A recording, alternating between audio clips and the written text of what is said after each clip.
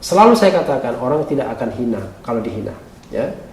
Tapi justru orang akan besar jiwa kalau menerima kritik itu dengan lapang dada, menerima hinaan itu sebagai sebuah candaan, ya. Jadi saya menganggap ini orang-orang ini bercanda saja, ya.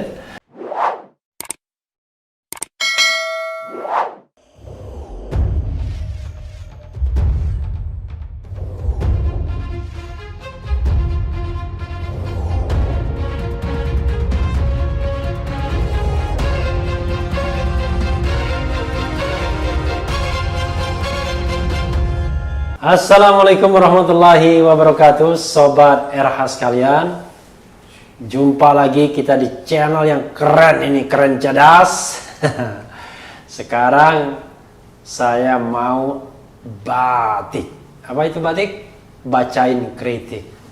Jadi sudah 2 edisi berlalu dan sekarang kita edisi ketiga. Apalagi ya yang orang kritik kepada saya. Kemarin bilangnya aneh-aneh, sampai bilang anjing segala, luar biasa ya. Kita mau baca yang terbaru kritiknya ya. Jadi biar saya katakan kritik itu adalah vitamin bagi demokrasi, tapi juga vitamin bagi pribadi ya. Makanya saya katakan kadang-kadang dikritik jauh lebih enak dibandingkan dipuji. Kalau dipuji orang bisa kecewa dengan kita. Tapi kalau dikritik, orang sudah kecewa duluan, tapi ketika ketemu aslinya, bisa-bisa dia berubah pandangan, berubah pikiran. Mungkin ya. Nih, kritik pertama, ini yang paling baru nih atau saya ambil ya. Dari Istiqlal. Wah, luar biasa. Kadang-kadang orang menggunakan nama-nama yang gak jelas ya. Paradoks. Saya dibilang paradoks. Luar biasa. Tapi maksudnya para kodok. Para kodok ya.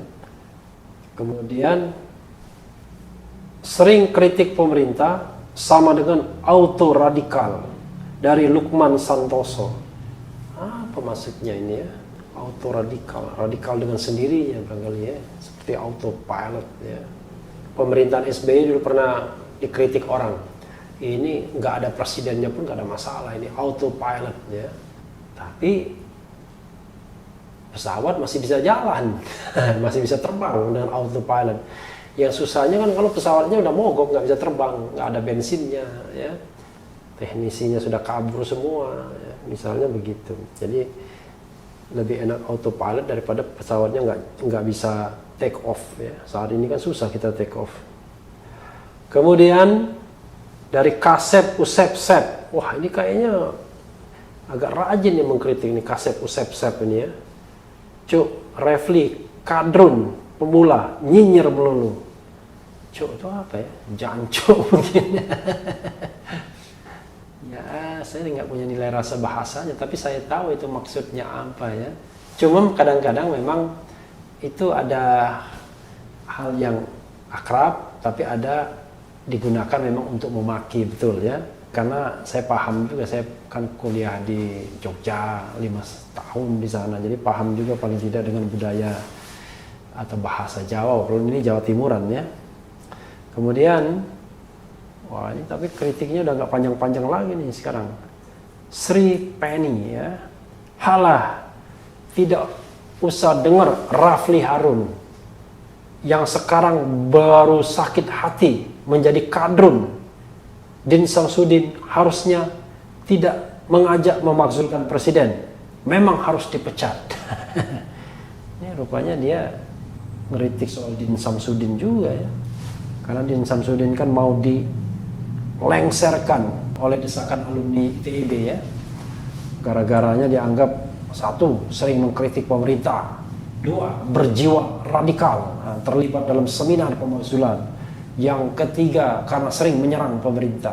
Wah, luar biasa. Syukur-syukur. Tapi dia bilang nggak usah didengar, tapi dia sendiri berkomentar ya. Kalau dia komentar kan mungkin setelah dia mendengar. Nah, ini dari Johnny Hendrik. Maaf sebelumnya.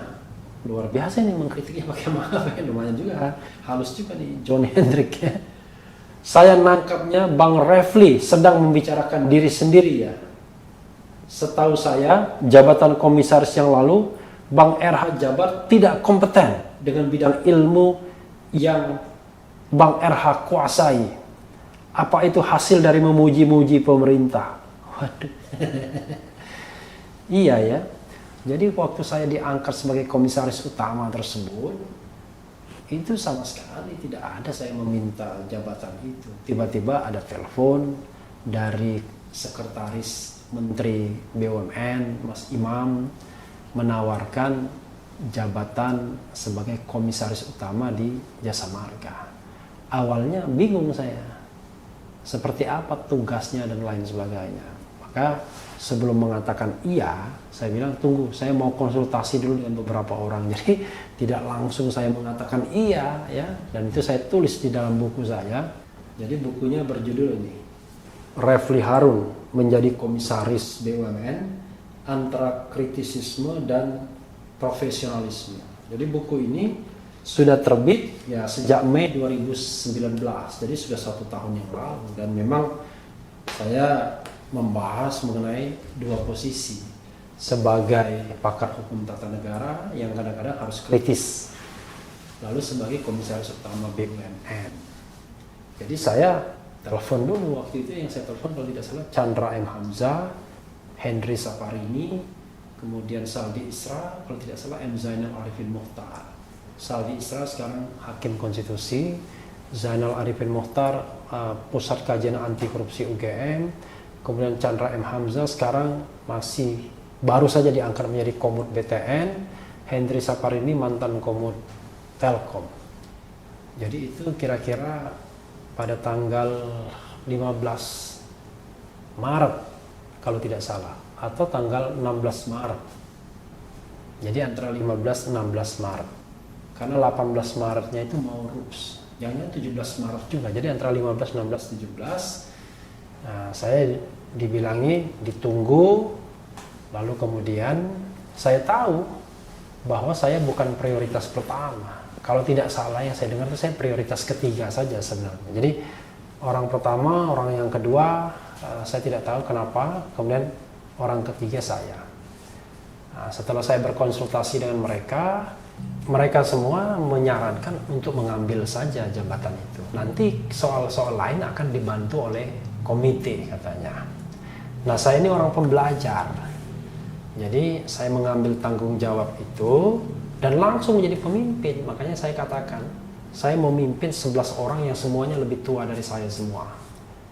Saya mulai dari pengalaman nol. Tapi saya katakan saya ini makhluk pembelajar. Mudah-mudahan cepat belajar saya. Jadi paling tidak selama 5 tahun menjabat sebagai komisaris utama BUMN, di 2 BUMN, saya sudah menulis 3 buku. Pertama adalah BUMN dalam sudut pandang tata negara, lalu kemudian menulis menjadi komisaris BUMN antara kritisisme dan profesionalisme, lalu juga menulis tentang hukum BUMN. Jadi ya saya tidak ingin mengatakan bahwa saya paham BUMN, tapi paling tidak ada beberapa function di BUMN itu yang tidak langsung terkait dengan core bisnisnya. Karena kan tidak semua orang misalnya kalau dia ditempatkan di jalan tol harus paham bisnis jalan tolnya. Kan ada aspek lain, contoh misalnya aspek finansial. Aspek keuangan itu nggak peduli apa core bisnis dari BUMN tersebut, tetap harus ada orang yang paham tentang keuangan. Misalnya lagi hukum, nggak peduli BUMN-nya apa, harus ada orang yang paham tentang hukum. Nah, saya kan paling tidak paham tentang hukum itu ya. Kalaupun spesialisasi saya hukum tata negara, kan hukum-hukum lainnya juga dipelajari, hukum pidana, hukum perdata dan lain sebagainya. Hanya memang political performance saya di hukum tata negara. Dan aspek hukum tata negara juga ada, makanya saya bisa menulis buku tentang BUMN. Karena BUMN itu sendiri kalau kita kaitkan BUMN, lalu kemudian DPR, pemerintah, kemudian badan usahanya sendiri, itu hubungan yang bisa menjelaskannya adalah hubungan hukum tata negara. Jadi ya mudah-mudahan siapa tadi namanya, Johnny Hendrik bisa juga paham ya. Rasanya saya kok nggak bodoh-bodoh amat juga dibandingkan komisaris-komisaris lainnya yang gak jelas gitu ya. Latar belakang ilmunya kagak ada ya, lalu kemudian juga kemampuannya kita juga nggak ngerti ya. Tapi ya kritik boleh saja, nggak apa-apa, saya terima kritiknya. Saya hanya ingin menjelaskan ya. Diterima syukur, nggak diterima juga nggak apa-apa ya. Wah, ini lagi dari HTI, PKI, PA212, iblis. Ampun. Ininya saja udah nggak jelas ini ya. HTI, PKI, PA2112, iblis. Apa nih? Refli, tolol. Luar biasa ini ya. Fitnah sama dengan kritis, tanda tanya. Otak lu di mana? Luar biasa, berarti saya tukang fitnah dan tolol ya. Nanti kita jadikan judul. Wah, netizen ini memang kalau dia nanya, saya nak udemnya saja ya. Tapi ya tidak apa-apa juga. Kalau akun-akun seperti itu, jangan-jangan nggak jelas juga ini yang nulisnya siapa ya. Jangan-jangan ada robot yang memang berfungsi untuk melakukan delegitimasi orang-orang yang ingin menyampaikan masukan kepada penguasa republik ini ya. Nah, ini yang agak lama sedikit. Ya, nah, ini waktu saya menginterview Tengku Zulkarnain dari Agung Sejati, bangsat, ketemu Dancuk, Refli, Zul, telek. Mudah-mudahan Tengku Zulkarnain nggak marah ya. Kalau saya sih cuek saja yang begini-begini. Kemudian dari Raden Muhammad Mohtar, dua orang ini provokator tengi, ya maksudnya saya dan Tengku Zulkarnain. Cari makan tidak perlu jual hoax, haram tuh. Saya tidak jual hoax ya. Saya berusaha menyampaikan sesuatu yang menurut ilmu pengetahuan saya harus disampaikan, itu saja ya. Tapi ya boleh nggak setuju juga, nggak ada masalah. Dari Arman Maulana, wah ini pasti bukan penyanyi ya. Karena kalau Arman Maulana penyanyi rasanya kok nggak mungkin dia ngomong begini ya. Memang kalian anjing. Luar biasa. Kerja kalian cuma bisa gonggong aja. Semakin banyak bayaran semakin kuat gonggong. Bukan gonggong, dia ngonggongnya. Raffi Harun. Untung bukan Raffi Ahmad ya, Raffi Harun. Tengku Zul, ini cuma anjing piaraan antek-antek orba. Rakyat udah tahu siapa kalian. Wah, hebat sekali dia bisa mengatakan rakyat sudah tahu ya. Jangan-jangan Arman Maulana ini petugas sensus dia ya. Kalau nggak petugas sensus ya lembaga survei mungkin ya. Kemudian Eka Me Safitri. Wah, orangnya bagaimana ini ya? Wah, nggak jelas fotonya ini. Tapi ya nggak apa-apa juga dibacakan. Bajingan, habis dipecah koar-koar. Luar biasa dia bilang pecah-pecah. Kemudian Eka Me Safitri juga. Ini perempuan benar atau enggak ya? Atau jadi-jadian? Jangan-jangan. Harun, asu kamu kan. Habis dipecat koar-koar, kamu kira ada yang suka dengan kamu apa? Luar biasa, petugas sensus juga dia tahu kalau semua orang nggak suka. Ya nggak suka juga nggak apa-apa ya. Yang penting anak istri saya suka, itu yang penting. Dan subscriber. Tapi anyway, terima kasih juga sudah mengkritik tapi juga subscribe ya. Oke lah ya. Teja Amangkurat. Wah, ini saya kira ini anaknya Amangkurat ya. Amangkurat. Bahasa luar biasa ya. Kelihatan tolol gitu ya. Apa maksudnya? Tolol. It's okay. Dari Budi Santoso. Kaum kadrun, kalau berani yang mulai berontak, tembak kepala kalian oleh aparat. Lama-lama kok nggak kreatif lagi nih ya, seperti pesanan semua. Oke lah. Marcos Iswan. Tai lu Harun, nampang bae. Geli lihat lu tahu. Jangan dilihat lah kalau geli ya. Gitu. Agung Sejati. Ada lagi nih orangnya, Refli Harun, telek. Ampun. Asep WP, cuma ngemeng, gampang bro. Ngemeng itu apa ya? Ngomong-ngomong maksudnya ya. Cuma ngomong. Siapa bilang ngomong gampang? Coba dia suruh kesini ya, di depan kamera, berdiri nih seperti saya, setengah jam. Lalu kemudian berdialog, menyampaikan ide gagasan, belum tentu bisa. Tidak semua orang bisa begitu. Jadi nggak gampang juga, siapa bilang gampang ya. Apalagi bisa ditonton orang, itu juga tidak gampang. Mbah Google, Indeks demokrasi Indonesia menurun. Mimpi kali si HR ini. Lihat tiap hari dia ngoceh seenak udelnya, toh tidak ditangkap. Ini orang pasti nggak baca ya. Tapi untungnya ada Novanda Singgih Kuncoro yang menjawab, cebongnya masih dulu. Karena memang kan saya nulis tentang sejak tahun 2016, indeks demokrasi kita tuh menurun. Kita menjadi partly free sekarang, negara yang separuh bebas, bukan negara bebas. Jadi ya lihat data ya, kadang-kadang marah tapi tidak bisa dikendalikan marahnya. Harusnya dikendalikan, lalu kemudian lihat. Mengkritik itu juga harus cerdas, harus pintar ya. Syairul Masngud, apa ini namanya? Mas Refli, Anda ngomong seenak kamu, kok nggak masalah ya waktu Orde Baru kita pengajian dibubarkan. Apa Anda lupa atau nggak tahu? Saya tahu sekarang Indonesia ada kekurangan, tapi Anda orang hukum yang lebih suka kekurangan supaya Anda lebih mudah mengibarkan bendera kekoyolan. Ada kekoyolan segala.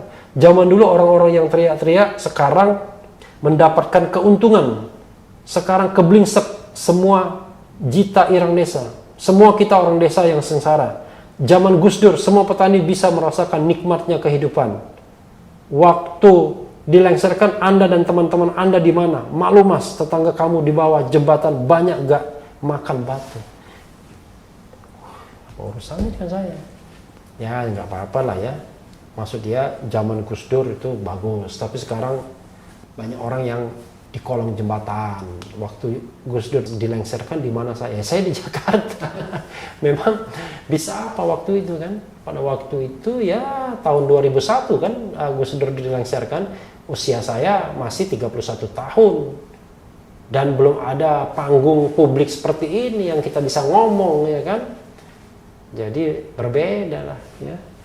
Jadi saya termasuk orang yang dulu ya menentang kejatuhan Gus Dur. Bahkan ketika Gus Dur mau mencalonkan sebagai presiden, lalu kemudian dia dikatakan tidak lolos atau sebelumnya sudah diwanti-wanti tidak akan diloloskan oleh KPU, saya menulis di harian Kompas, biarkan rakyat yang menilai Gus Dur. Itu tulisan saya waktu itu. Mudah-mudahan masih bisa dicari dan kita tampilkan di YouTube ini tulisannya. Jadi saya waktu itu termasuk yang membela ya. Kemudian Budi Akhirianto, namanya Akhir ya. Rapli R-A-P-L-I, banyak bacot. Ya sudahlah. Kemudian dari Sukri Said, Bang Refli ini semakin lama semakin bodoh alias bego. Luar biasa ya. Teh botol, teknokrat bodoh tolol ya kata orang ya. Lebih enak dibilang tolol daripada dibilang pintar. Kalau dibilang tolol, nanti kita kan nggak punya beban. Tapi kalau dibilang pintar, begitu ketemu ternyata tolol kan nggak enak. Tapi kalau dibilang tolol, ketika ketemu pintar kan bagus jadinya.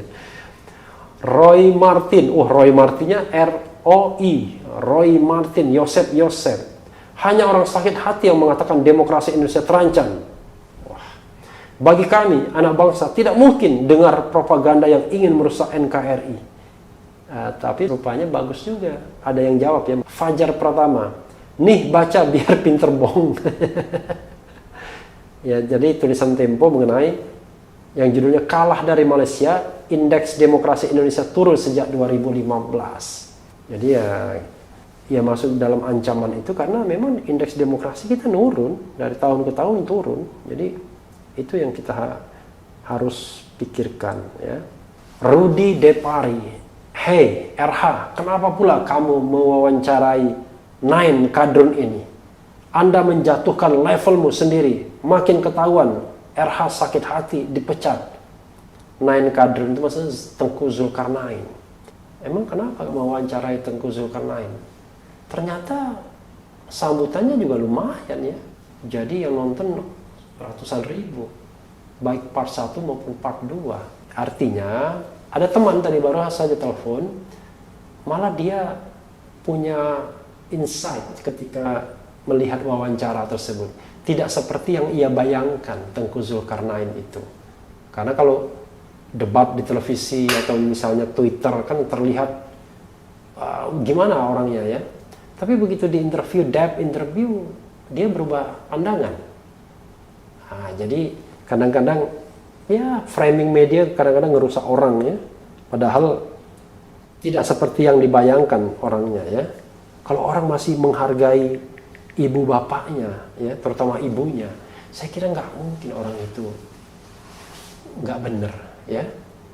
Jadi bagaimana ketika diinterview dia datang ke Mekah hanya untuk menunggu ibunya yang naik haji, dan dia tidak mendapatkan jatah untuk naik haji pada tahun itu. Jadi dia sempatkan untuk naik haji, terbang, lalu kemudian dia tunggu ibunya dan bertemu ibunya karena ibunya sendirian.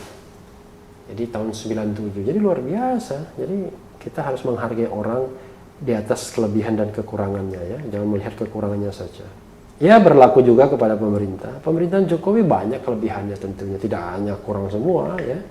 Pasti banyak kelebihannya. Tapi kan kelebihan itu biarlah menjadi catatan mereka-mereka yang berada di lingkar kekuasaan. Kita kan sebagai orang yang di luar kekuasaan ya mengingatkan kekurangan-kekurangannya. Kalau ikan memuji semua, nanti siapa yang mengingatkan kekurangannya?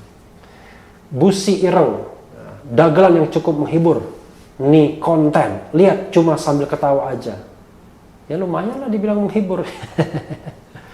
Maling, teriak maling, provokator dari Wincom. Luar biasa Wincom ini. Satluh, oh, bukan saya Didu ya, Satluh. Refli ternyata hanya sekelas Tengku Zulkarnain yang intoleran. Menyesal pernah mengagumi sebagai salah satu tokoh nasional Indonesia. Waduh. Pertama untuk Satluh, terima kasih pernah mengagumi sebagai tokoh ya. Yang kedua, menyesal juga tidak apa-apa ya. Manusia kan punya dinamika, benar dan salah itu relatif ya. Jadi ya dunia ini panggung sandiwara. Kita menjalankan peran masing-masing. Barangkali sekarang peran saya lebih banyak mengkritik pemerintah karena menjadi orang bebas. Dan kemudian kebetulan memiliki media seperti YouTube ini yang membuat tidak punya halangan untuk ekspresi. Kalau menunggu undangan televisi kan belum tentu setiap saat. Tapi kalau di YouTube bisa setiap saat. Jadi tidak heran kalau kemudian lebih banyak kritik saya secara audio visual yang bisa didengarkan, bisa dilihat ya. Kemudian Yakobus Mangopo, coba Refli wawancarai juga pihak lain. Jangan mentang-mentang dipecat dari komisaris BUMN, sekarang melulu mewawancari orang-orang yang anti pemerintah. Apakah karena dendam dipecat, Pak? Ya, sobat era sekalian, banyak orang yang mengatakan, kenapa enggak mewawancarai pihak, ya katakanlah yang kalau kita bicara terminologinya cebong dan kampret, kenapa tidak mewawancarai pihak cebong? Mau saya mewawancarai, tapi ya sampai saat ini belum berhasil, itu saja masalahnya. Saya menghubungi Adian Napitupulu. Pengen sekali saya mewawancarai Adian Napitupulu terkait kritik-kritiknya kepada pemerintah. Kan luar biasa. Jadi kita tidak hanya mendengarkan kritik dari orang luar. Kalau orang luar kan biasa saja, dianggap sakit hati, dianggap macam-macam. Tapi kalau orang dalam yang mengkritik, tentu kan luar biasa. Hari ini juga saya memuat saat video ini diambil, orang yang mengkritik termasuk orang dalam. Jadi relawan Jokowi sendiri yang mengkritik pemerintahan Jokowi pada soal penanganan BUMN oleh Menteri Erick Thohir, dan juga kritik dia terhadap Adian Napitupulu. Jadi pernah juga saya menghubungi Ali Ngabalin, sampai saat ini ya belum berhasil ya. Ya mungkin pendekatannya kurang persuasif ya. Tapi kan juga begini sobat era sekalian, tentu kan kalaupun kita mengundang beberapa pihak, haruslah orang yang menarik. Nanti kita cari ya, siapa yang kira-kira cebong yang menarik dan mau diinterview ya. Jadi kita akan cari. Santai aja, santai ya. Kemudian seenak, wah, dasar kadrun, dipecat sama negara, sekarang bikin gaduh di negara. Panas dalam nih ya, jadi sampah, kuak. Ini yang marah dia, yang ketawa dia, ya sudahlah ya. Benny Sudrajat, wah ini Benny Sudrajat ini entah nama asli entah enggak, tapi ya bagus juga. Maaf bos, channel Anda tidak bermutu babar, blas. Oh luar biasa. Karena yang Anda wawancarai ulama, kiai, ustadz yang di hatinya ada hasad, hasud, iri, dengki, yang ceramahnya tak menyejukkan hati, yang ada provokasi, provokasinya pakai P ya, provokasi, saling benci. Indonesia malah jadi kacau, jauh dari kata damai, jauh dari kata tentram, apalagi adem ayem. Kalau tentram, adem ayem, tapi orang nggak bisa makan, ya ribut juga lama-lama orang ya. Wawancarailah habib ulama, kiai, ustadz yang berkarismatik, yang mumpuni ilmu agamanya, yang bisa membedakan antara umaro dan ulama. Maaf bos bila tak berkenan. Anda sudah sangat sopan, Pak Beni Sudrajat ya. Sebagai kritikus, saya berterima kasih karena pertama bilang maaf bos ya. Bosnya tuh S-nya double ya, benar orang Sumatera Selatan ya. Kemudian maaf bos, nah ini bosnya satu ya S-nya. Bila tak berkenan, ya saya maafkan lah ya. Nanti saya akan cari siapa sih ulama yang menurut Anda karismatik, yang mau didengarkan orang. Kan saya kan tidak menolak siapapun ya. Tapi kan syaratnya dia mau. Kedua, ya juga kira-kira mau ditonton. Kita menampilkan orang yang tidak diinginkan orang juga nggak ada gunanya ya. Gue mau tanya Run, wah ini Jen Marais, kenapa yang lu undang orang-orang yang berseberangan dengan pemerintah? Ya ini kan bukan channel pemerintah. Ini bukan channel Kementerian Penerangan ya. Bukan Kementerian Kominfo ya, tapi channel perorangan. Nah ini kan partisipasi saya. Ya nantilah kita cari siapa yang kira-kira pro pemerintah, yang menarik untuk diwawancarai, mau ngomong apa adanya terus terang. Jangan salah, orang ketika menjabat kadang-kadang ngomongnya nggak mau terus terang. Jadi susah juga kan, di channel ini kan saya nggak mau basa-basi. Tadi telepon teman saya lama, kira-kira saya bilang oke, you name it. Kira-kira siapa orang pemerintah yang mau diwawancarai dan kira-kira mau ngomong apa adanya. Bingung juga dia, iya ya. Nanti kalau diundang malah basa-basi, yang malas kita. Saya kan nggak mau basa-basi, nggak mau tanya rasanya bagaimana, kegiatannya bagaimana. Saya mau tanya langsung to the point, ya kan? Nah, nanti kita carilah, siapa tahu nanti ada orang atau ada orang yang mengatakan tidak fair dong mediamu. Kami mau bicara juga. Wah, itu dengan senang hati dan mudah-mudahan yang dikirim orang yang menarik untuk diwawancarai. Televisi saja, kenapa hanya mengundang orang itu saja sebagai jubir istana? Karena kebetulan ratingnya tinggi sebenarnya. Ngomongnya sih kadang-kadang nggak karu-karuan juga sebenarnya. Tapi karena diinginkan orang, ya tetap saja diundang. Di channel Refli Harun ini tidak begitulah. Tapi tidak boleh juga mengundang orang yang sama sekali tidak menarik untuk diwawancarai. Kira-kira begitu. Oke, berikutnya ya. Sis Wandi. Dulu Refli Harun bicaranya sejuk. Sekarang balik kiri gara-gara nggak dipakai oleh rezim. Wah, luar biasa ya. Saya mengundurkan diri sebagai staf khusus menteri ya, 4 bulan saja. Kemudian memang agak lamaan jadi komisaris utama BUMN, tapi kan nggak ada kaitannya dengan government. Maksudnya itu kan bukan part of government, dia adalah part of korporasi ya, part of corporation. Jadi bukan part of government. Jadi karena orang tidak bisa membedakan fungsi sebagai komisaris dan fungsi lainnya ya, seperti staf khusus menteri atau apa dan lain sebagainya. Karena saya merasa nggak cocok sebagai staf khusus menteri, saya mengundurkan diri ya. Dan sebagai komut saya belajar banyak, makanya saya bisa menghasilkan 3 buku yang saya sebutkan tadi. Dan saya juga tidak berpikir ya dipakai tidak dipakai kan. Hanya orang yang apa ya, yang menginginkan jabatan yang kemudian risau dipakai tidak dipakai. Tapi kalau nilai kita tidak masalah. Kan enak nih malah kita mau tidur kapanpun ya kan, mau bangun kapanpun nggak ada yang perintah kita ya. Nah, jadi mau ngomong apa-apa nggak ada yang telepon kita. Mudah-mudahan demokrasinya saja yang senantiasa kita jaga ya. Yal Jalal ngomong apa 2 orang ini, ngalor ngidul ini itu, nggak ngerti persoalan kok ngomong, ciptakan isu sendiri ditanggapi sendiri, buat provokasi orang lain. Orang-orang kayak gini mental dajjal, nggak berguna, tolol. Berapa kali saya dibilang tolol ya, nggak bisa kerja, ngomong salah melulu.